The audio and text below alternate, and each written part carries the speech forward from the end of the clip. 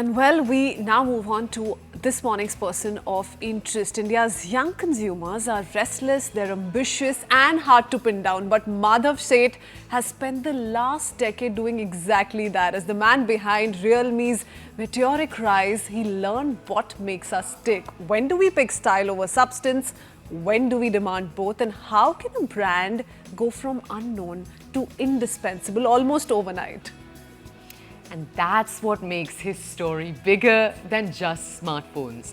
From spotting just where and how trends are born to reading the aspirations of a generation that says it wants everything faster, sleeker and smarter, Madhav has had a ringside seat to the way that India is changing. And now, with his new venture in AI-powered tech, he's asking the same question again. What does young India want next?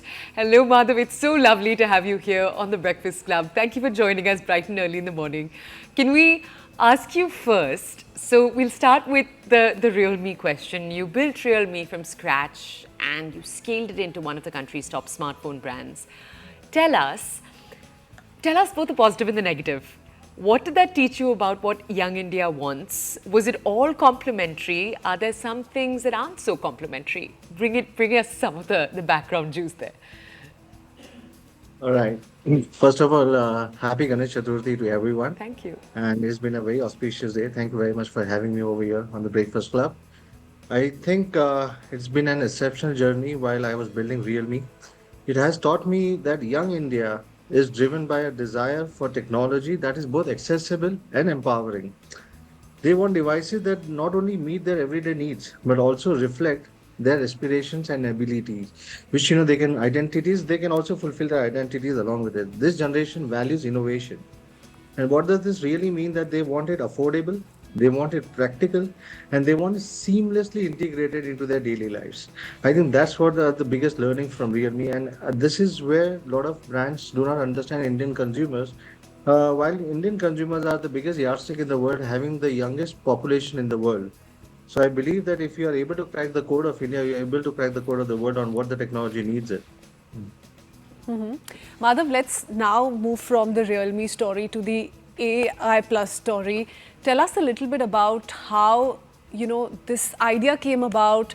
What is it that you thought when you were out there to challenge the dominance of foreign brands to establish or promote this kind of a digital sovereignty? How much of that thought came from AI and what young India wants around AI and tech?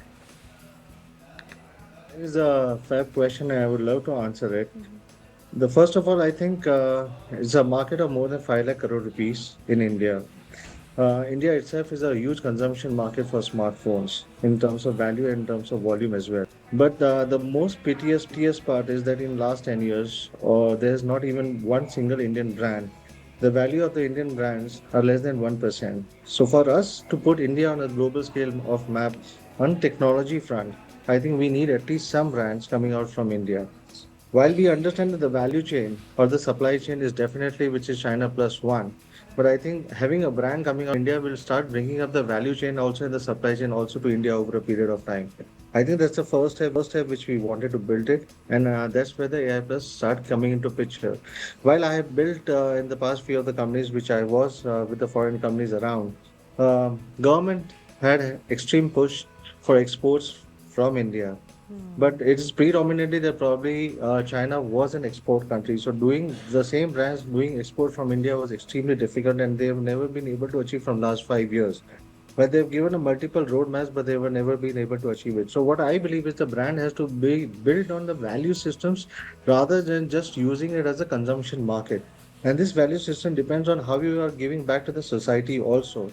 While giving back to the society does not only mean that probably just about being functional, it's about transferring technology, it's about empowering the users, it's about giving the right technology to the right user at the right price, being transparent to the systems and the bureaucracy and the democracy. I think that's where I thought about that it's better to build up a brand starting up from India. So what you're saying, Madhav, we've had other founders say this too, that in India, the thing that still needs to happen is creating design, creating tech that is uniquely Indian. That's manufacturing has moved here, but these other parts still remain. I want to ask you, Madhav, what do you think is so special about the organization that you've just started? Because AI has become too much of a catchword, it feels like, in the last few years. We use the word without fully understanding what it means. So what exactly are you doing with your phones that is unique? See, first of all, I'd like to answer your second question first, which is AI is more of a marketing jargon at this point of time, which a lot of brands use it. But more of it, how the consumers look upon is to how they can get the practicality focused out of it. How can AI help your day-to-day lives or solve your immediate real-world problems? That's what AI is all about. While a lot of consumers are only expecting to solve their day-to-day problems, in this generations, brands or the marketing companies use AI as a jargon. While what we are trying to solve is to bridge the digital divide gap. As in AI plus smartphones, we believe that probably there's a 450 million smartphone users which are still using 2G in India. India is the only parallel country where we still have a 2G users. If you do not bridge the digital divide, and we are just trying to patch in what the global product portfolio into India, we'll never be able to bridge the digital divide gap. There's 450 million users, and we are adding another 50 million users of feature phone. While they are, the market share is going down for the feature phones every year by 10%, but we still see 45 to 50 million feature phones users still there. So how do we bridge that digital divide gap? While a lot of cities still do not have a proper 5G connectivity, how do we bridge this particular gap of digital divide and communication, which is the prime importance today? And I think that is what AI Plus as a value system will be focusing on to bridge the digital divide gap and democratizing it, making it more affordable for the consumers to achieve and attain these devices and be a part of the digital ecosystem. Madhav, how much of this initiative is dealing with data privacy concerns? Phones carrying so much of our personal data, our financial data, there is growing concern around privacy, data privacy in particular.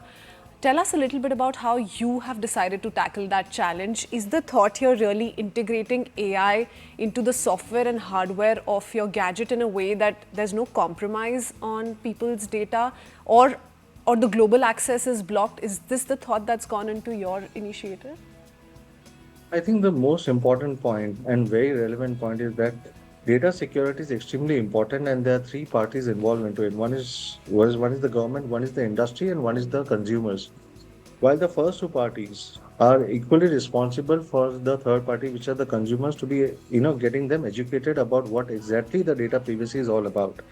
That education to the consumers is extremely important. That's point number one, which means that probably the industry has to be taking initiatives along with the government to ensure that probably the consumers are literate about what does their data privacy is all about. We have seen in the past the Chinese fintech companies and the debacles and they're banned from India and why the apps were banned from India. So we have seen that there's a lot of cases where the data securities have been a concern in a lot of families in the past. But the education is extremely important, and that's what the first important priority is. So, as a fundamental pillar for us, the most important is first is to be transparent to the consumers. It's not about AI. It's about intent to educate the consumers that your data has to be overall over a period of time. Your agent APK source code has to be sourced in India itself, and you have to store it in server in India itself. So your apps cannot access that particular data.